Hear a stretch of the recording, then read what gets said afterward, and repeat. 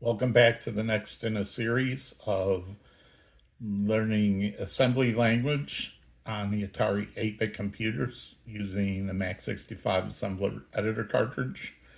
I hope this will not be another 80-minute marathon like the last video. And I'm also hoping that this video works, as this is my third attempt tonight, and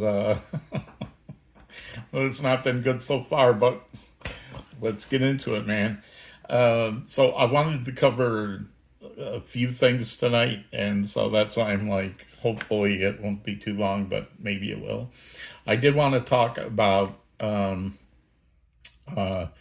I'm going to call making your code assembler address independent. At first I was going to call it relocatable, but there's actually a strict definition for relocatable machine language, which we're actually going to talk about in some future video when I talk about using some of your assembly language routines in a basic program or an action program. That's when real relocatable assembly will come in handy, but that's a future topic. So tonight it's going to be about assembler address independence. And I also want to talk about code optimization and some of the bit shifting operation we used in the last video, and maybe even about how to start to talk about how to do variables in assembly language, which we have not really done yet. So I am using the joystick 3 version. This is the version that was most like what I would say like the Atari basic approach to reading the joystick. So you load the value of the joystick into the accumulator, and then you compare the value in the accumulator with 14, 10, and 6. Those are the three up positions on the joystick: center up, left up, right up. And then if it's any one of those up positions, it will branch down to stick up. Then otherwise we'll check for the three down positions, and any of those will branch to stick down. And then if it's not up or it's not down, it must be center, so we'll go here. And then each one of these will pick the starting character in the string for center, up, and down, center, up, and down. We have our infinite loop that waits for the joystick trigger to be pushed. When the joystick trigger is pushed, the 0 flag goes up in the status register. Branch on equal will equate to true when the 0 flag is up, so equal 0 is, so the 0 flag is equal. It'll jump to exit and end the program. And then down here is we load the Y with 0 and X with either 0, 12, or 24 to get the right position in that block of string data. We store it to screen memory. We compare Y to see if we've reached the end of that string. If we have reached the end of that string, meaning that Y is 12 and I'm comparing it to 12, so the difference between the two is 0.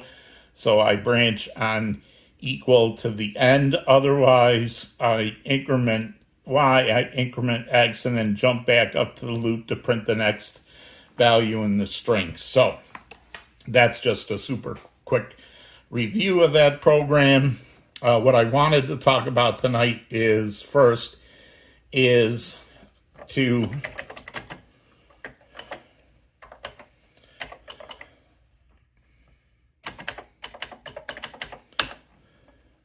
right now this program's assembling at location 5000. And if I assemble it,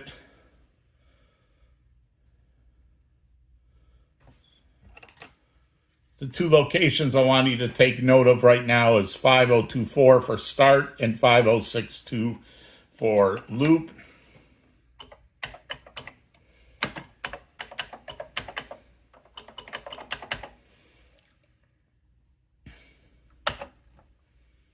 So if you're, and remember these last two lines are the lines I put so this can be run as a command file in Sparta-DOS-X or Atari-DOS, MyDOS, etc. And you may have remembered that I said there was like 3 different ways you could do this. You could put this in as 2 separate bytes for the starting address, but it would be low byte first, followed by high byte. You could do it that way. You could do it as the regular 2-byte address using Word.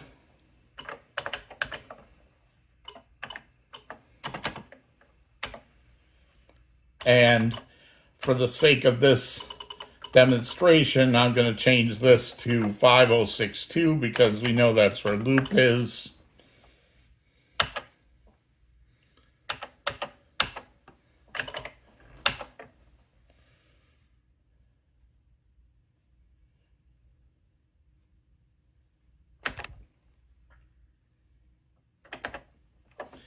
All right, so here we can see, okay, jump. Remember, this is low byte, high byte, 62, 5062. And this is stick this in address 2E0. I want you to put the 5024. And that matches loop and start.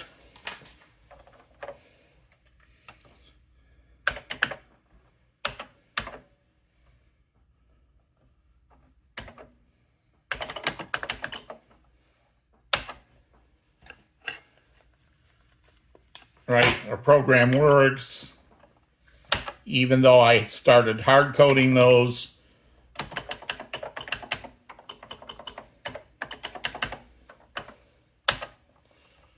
But if I had to change where I was assembling this for some reason, say to 4000,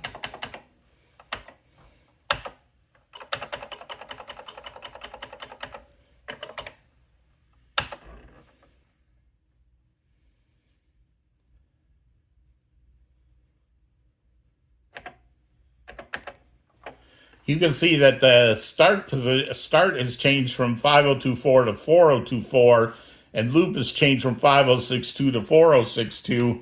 But because we hard coded these here, this is still 5062 and 5024. Now I'm going to go to DDT just because I assembled it, and this is another thing you got to look out for.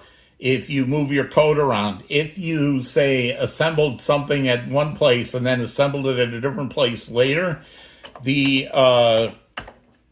code that you put doesn't magically go away. That code is still there. So I'm going to actually use that move command to blank that out.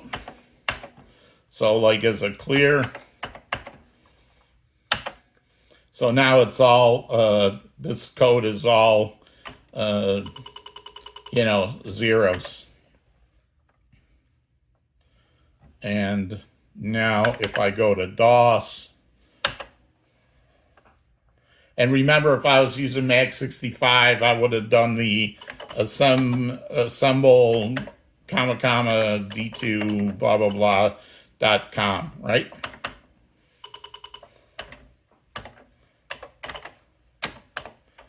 Oh, it's 4024 now. And what happened was, as it started executing the program and I hit that hard-coded jump to 5062, it threw me to 5062, which had a break instruction, and a break instruction will throw me into DDT. And one thing somebody pointed out to me just tonight, which I had not realized from the first video onward, I never mentioned how you get out of DDT. You hit the Q command for quit. And the reason it quits so fast you don't see the key come up. So you can see the results on the screen here. It got to print the first character for stick center, but then it did that jump to the loop and it hit the break, and so my program has been broken, right? So even though I said there are three different ways to do this, Don't do any of those other two. Always use the label, right? Always use the labels.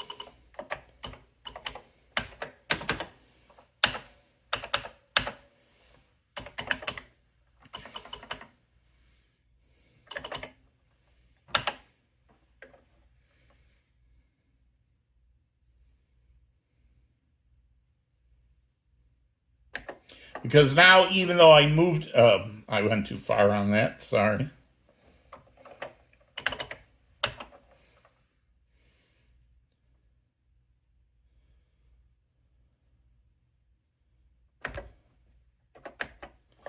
So now, even though I had moved it to 4,000, now it knows that, hey, loop is at 4062. The assembler takes care of filling that in, and this is at 4024, which is what I want.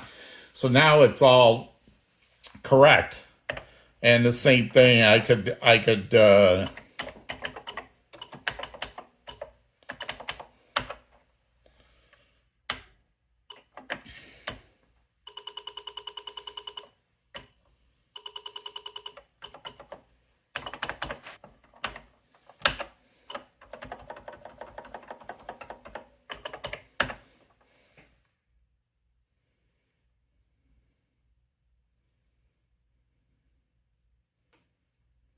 and again, I went too far. But you can see now the assembler will calculate where start is. It'll calculate where loop is, where end is, and so forth. So I'm just going to change this back to 5,000 for the next thing I want to demonstrate, because it'll be easier for me.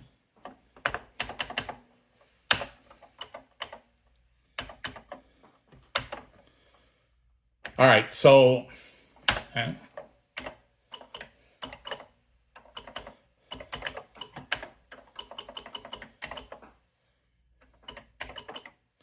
to make sure that your code can run no matter what address you put it at,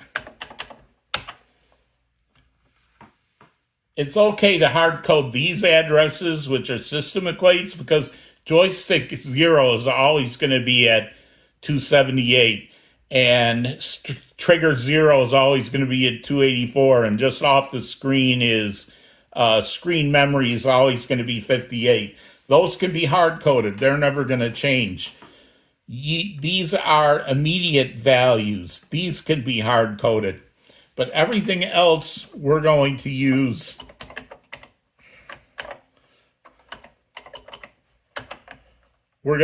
labels. That way you can put your code wherever you want. This is immediate mode, immediate mode, immediate mode.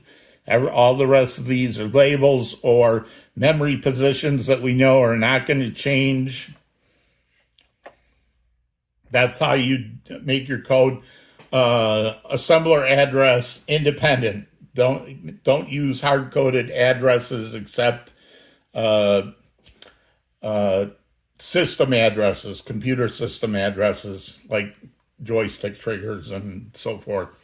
All right, one other thing I want to use about this program is, because this is like the longest, most awkward version, right? Because I've got six different comparisons before falling to here.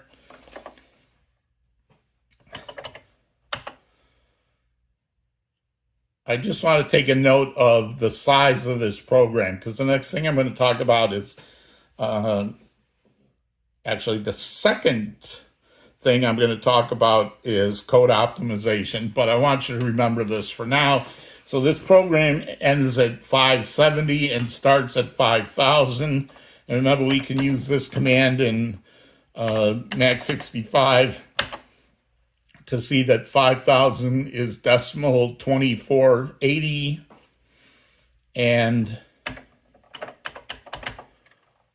5070 is 2592. So this program here, in its biggest, most bloated version, is still only 112 bytes. In a minute, we're going to we're going to talk about how to optimize that and make it smaller. If you think back to when people were first starting on the Atari computers in 1979 and 1980, the 400s were coming out with just 8K. The 800s were coming out with just 16K. Eventually, the 48K was the standard for the 800, and 16K was the standard for the 400. But programmers coding in machine language, right, trying to fit a Pac-Man game in an 8K cartridge, they had to learn how to squeeze every single byte. And we don't really have to do that. So, like, if you want to write big, expansive code where you have 6 different compares like I do in this one, right, it's still only 112 bytes. There's nothing we're ever going to write in this video series that is going to run out of memory or where we feel like we need to crunch. But I just feel like it's important that you should know a little bit about what those early programmers went through, and maybe find some tricks if you do want to make your program smaller and more compact. We're going to talk about how to do some of those tricks. But before I do that, there's one other thing I want to. So this version, the long version, was 112 bytes. So just remember that. Then what we did was we did do one thing to make it more compact. This, oh, by the way, this joystick 3 version was not on the GitHub. I will put it up there because I did so much experimenting in this video, and if you want to try any with that or check the memory size yourself, I'll make that code available on the GitHub next time, as long with all these other examples that I'm going to do tonight. So if you remember at the end of the last video, what we did was, instead of having 3 comparisons for stick up and 3 comparisons for stick down, we started using the status register with the carry flag and this bit operation called rotate right, okay? Rotate right the value in the accumulator. And we're going to, I'm going to show you what that looks like. So, well, let's assemble this one.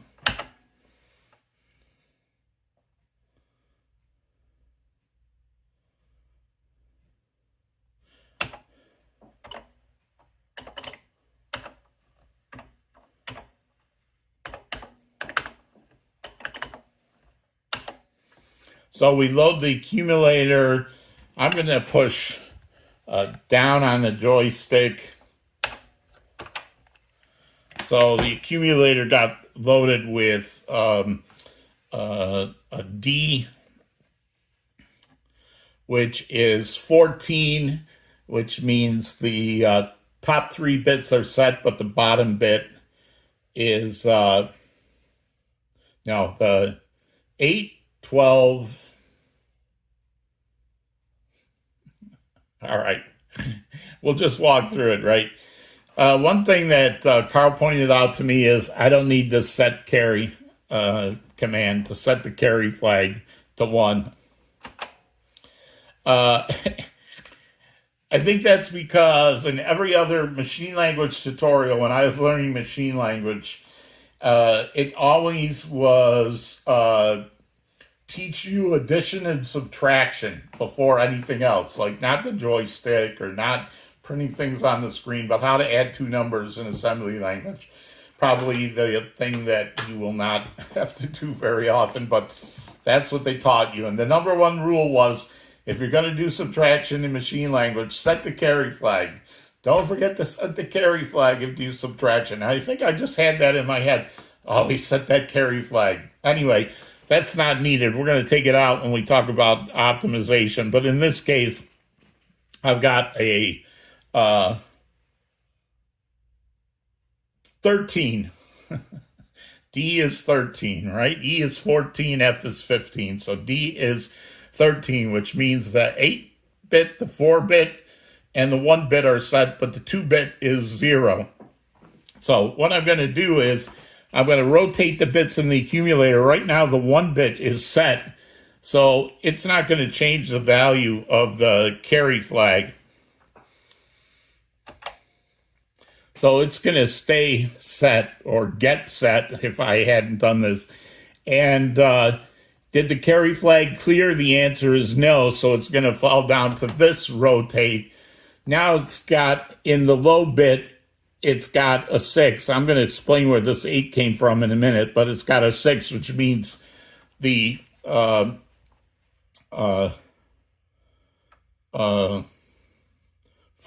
and the 2-bit are set, and the first bit is 0, which is about what I'm going to roll into the carry flag. So the first bit is going to be 0, and when I press this, you see the carry flag clear. So now this is going to branch on carry clear down to our routine to load the X register to say get the string for stick is down. And then we're going to jump to the subroutine to do the printing. And, you know, you're going to see it's going to start with this S and stick down. And so forth. So that was the rotate flag. So this is what it looked like in bits when I pushed down on the joystick just now. That's what it looked like. So this is 1, and 4 is 12, and 8 is 13. And the carry flag had a 1 in it, but we don't really care what's in it. What the rotate right flag does is, and in this case, it was a 1 because I did set the carry flag, right, in the program that we have now. So once I do the rotate right, everything rotates right, and whatever's in the carry flag goes over here to the last bit.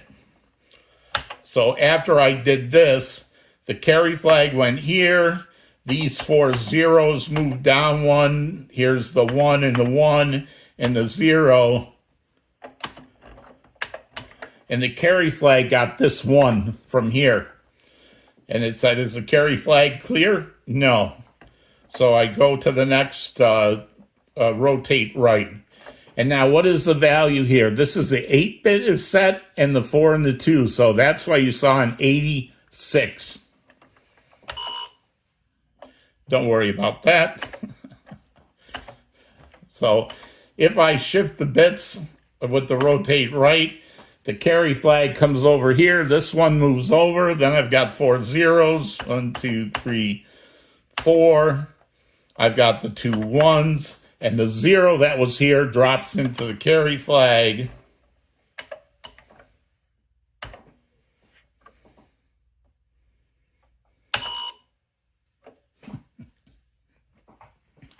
Yeah, don't worry about that. So as you can see, the rotate right, and then I did the branch on carry clear, right? But the rotate, so if I went and I looked at the value in DDT after those first 2 things, I would see 12, which is a B3, right? There's another command that we can use.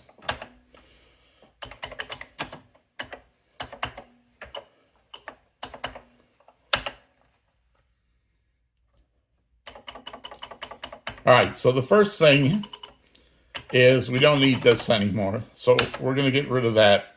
There's another command we can use which is a lot like rotate right. It's called logical shift right.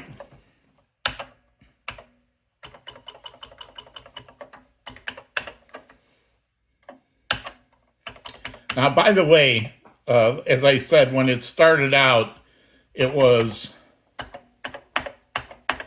right when I'm pushing down on the joystick.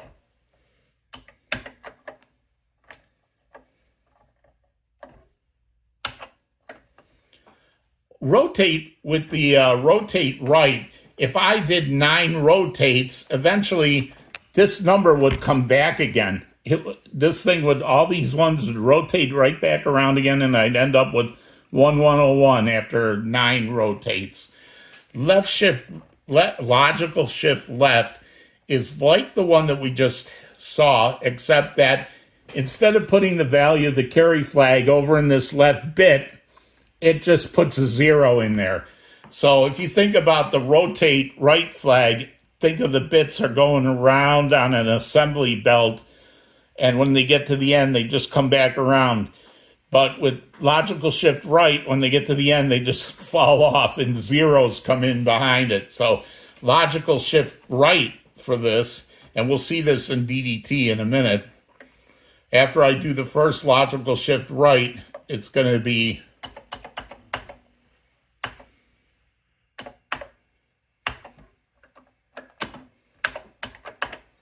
so this 1 moves into the carry flag, everything moves down, and a 0 pops into that last one. So when I go into DDT, I should see 15, then I should see 6. Then if I do the next logical shift right,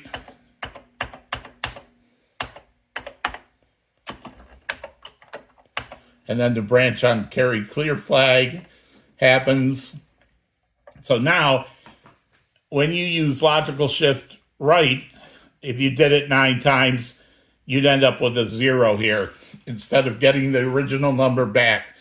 So which one you want to use in the case of what we're doing, where we only care about the first 2 bits, doesn't matter whether you use logical shift left or rotate right. It would be nice if they would be consistent with how they had these instructions in 6502, because you have rotate right, which is ROR, and you have rotate left, which is the same thing as rotate right, only in the opposite direction. So the highest bit goes into the carry flag, and the carry flag goes into the lowest bit. And if you did it 9 times, you'd get the original number back.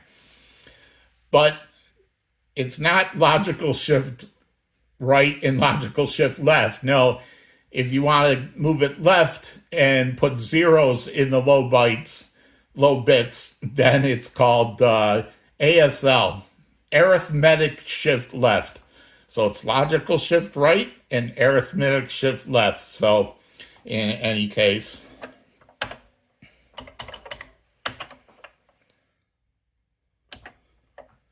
so this may be a little cleaner than using rotate right because of how it looks in DDT. So let's assemble this.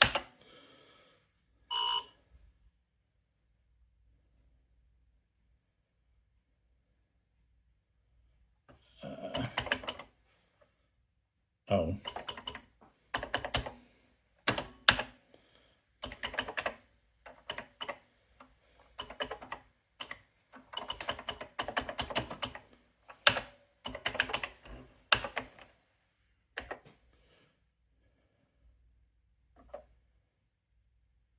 Oh, no. Oh, okay.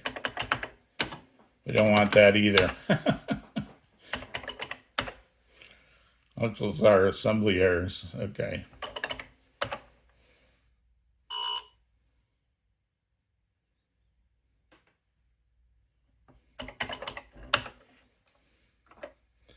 Something in my example messed things up. So let's do this.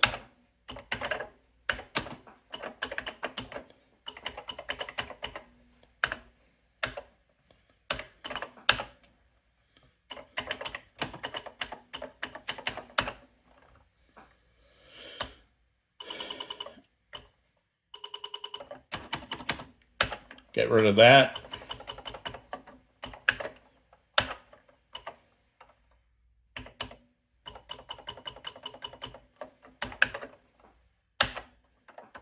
Everything else should stay the same.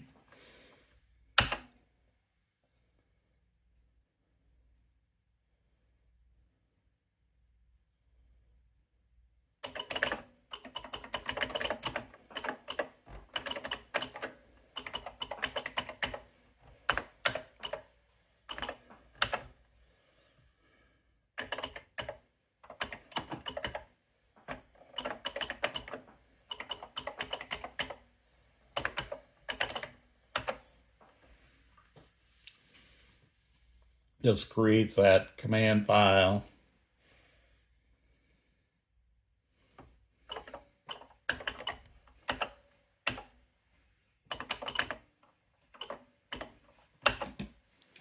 All right, I'm going to push down on the stick again, and you can see we have a 14, and this is basically going to work the same way. I did not do the set carry, so this carry is a 0, but this is a 14, so I expect that this will drop a 1 into the carry flag, because it's, it's 13, so it's 8, 4, and 1 is 13, so it's going to shift the 1 bit into the carry flag, and I expect this to turn into a 1. Yes. And notice that before, when this was an 8, it's now a 0, and even when I shift this next bit, which is now a 0, and this carry flag is a 1, it won't go into the high bit here, because of the logical shift right. So you can see I have a 3. So in some ways, this is cleaner. I like this cleaner to see what bits are there. And we can show that that works.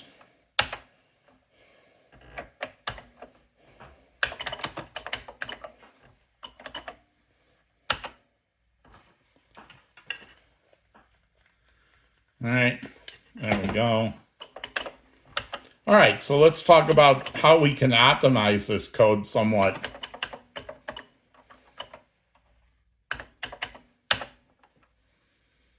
So the first thing we did was we got rid of that extraneous set carry flag. This didn't change anything. Another thing you'll notice here is I repeat the same 2 lines of commands 3 times, where I jump to the screen print and then jump to the check for trigger press. Jump to screen print, then jump to the trigger press. I'm repeating this 3 times. I really only need to do that, have those 2 lines once. So I'm going to give this a label. And then here, instead of calling the jump subroutine and then jump to the trigger, I'm just going to jump up here and do these same 2 things that I'm doing here. So I'm just going to get rid of this line and change this to jump to print. Same thing here. I'm going to get rid of this line.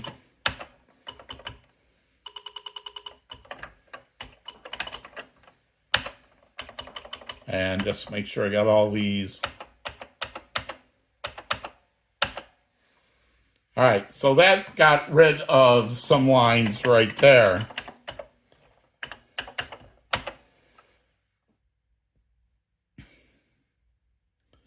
So now I just do here, right? If it's stick up, I go here, I load the X register with C to get this S. And then I jump to print, which is here, which jumps down to do the screen print and then jumps to check for the trigger.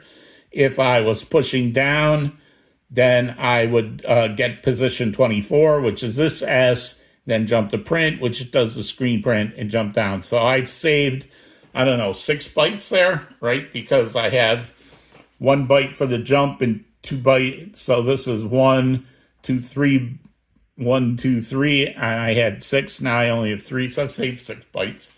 All right.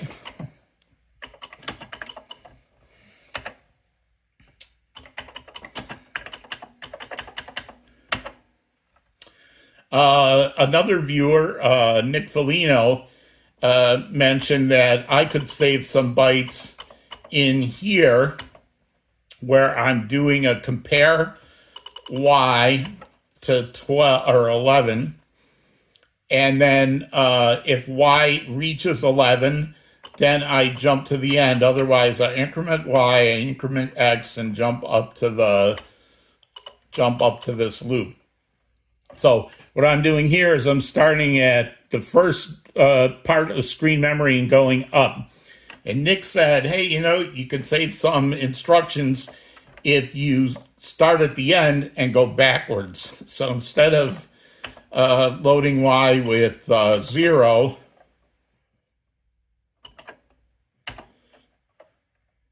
we're going to load it with 12.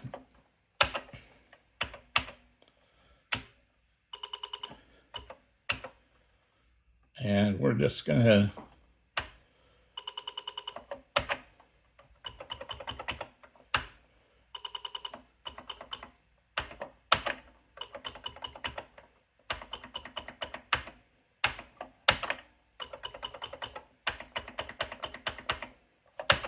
I want to get rid of those. And in fact, I'm going to get rid of this as well.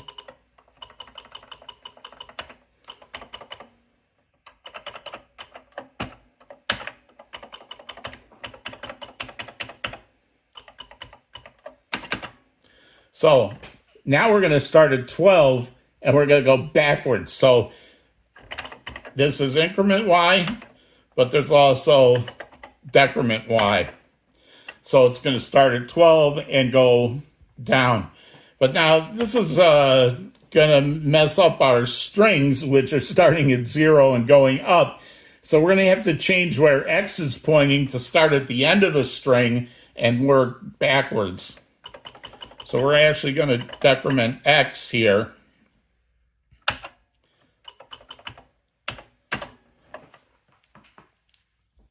And then what we're going to do is do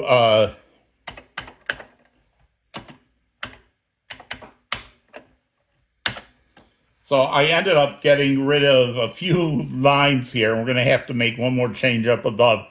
So what we're doing now is, before I was counting up, I had to compare to 12, and then if it was equal to 12, I would end, otherwise I would jump. But now instead, I'm going 12 and I'm going backwards, and I'm counting on the fact that branch not equal is going to say, hey, until y becomes 0, then it's not going to, remember, not equal says, hey, is the 0 flag set? If it's not set, then jump up here. So branch of not equal is going to, while y is not 0, it's going to come back up here to loop. Once y reaches 0, it's going to drop down here and end the program. But we have to make one more change.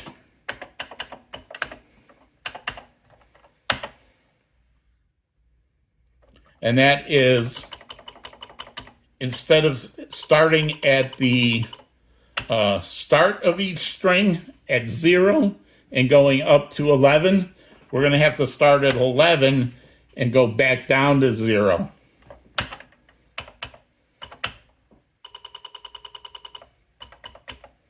Instead of starting at 13 and going up to 23, we're going to have to start at 13, or 23, which is 16 and 7 in hex, right? 23, and go back down to 12.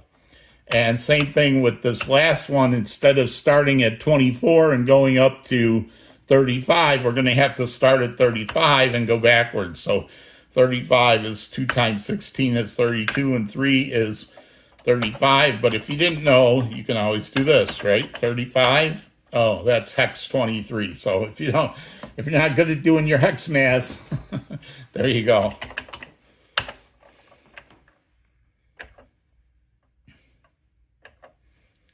So this is our new optimized version of the program that we started with. And remember, the one that we started with that did like 6 comparisons had 112 bytes long, right? So let's see what this one, first let's see if we even get a clean assembly.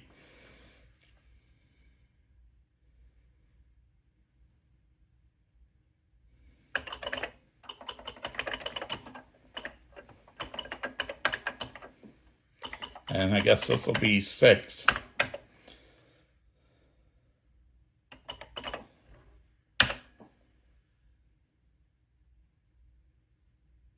I'm just going to trust that that happened. I didn't hear anything. But hey.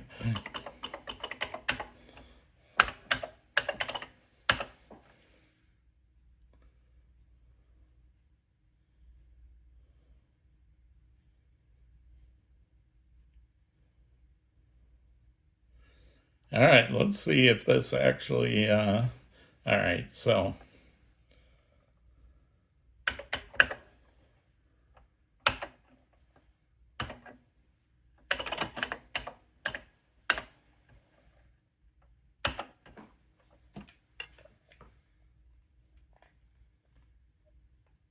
All right, we got a mistake in there. Let's go fix it.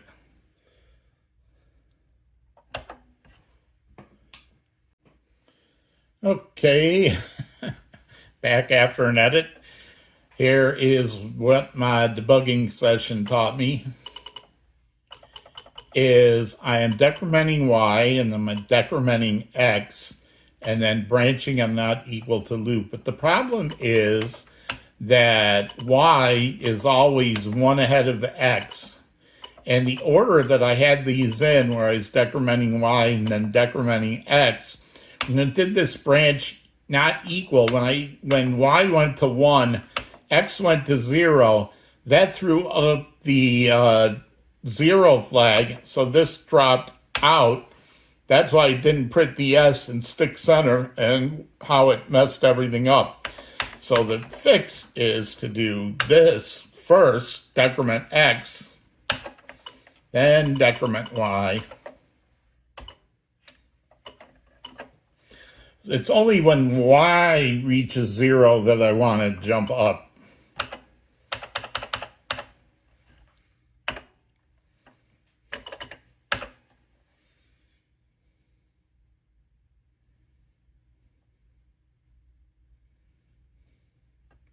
And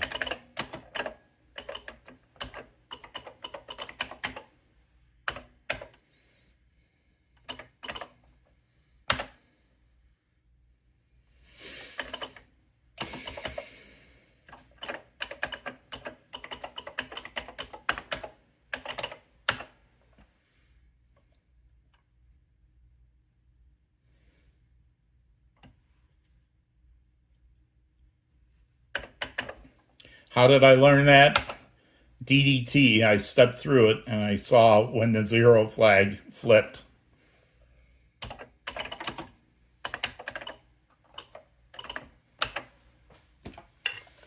And that was the fix, my friends.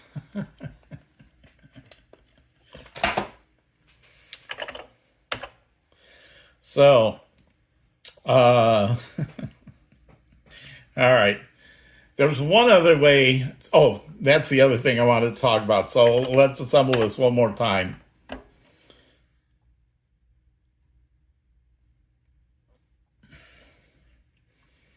And end 55.3. So if we print that out, that is 563 minus 480. So now our program takes 83 bytes. So it is 39 bytes shorter than that original version. So I have the calculators on my phone, so I can't tell you, but 83 out of 112. So, right, we saved almost a third of the number of bytes that we were originally using. So, the last thing I want to talk about tonight is about starting to talk about variables in assembly language programming. There's one other way that we can, you know what? No, I'm not going to do that tonight. I think that's a good video for now.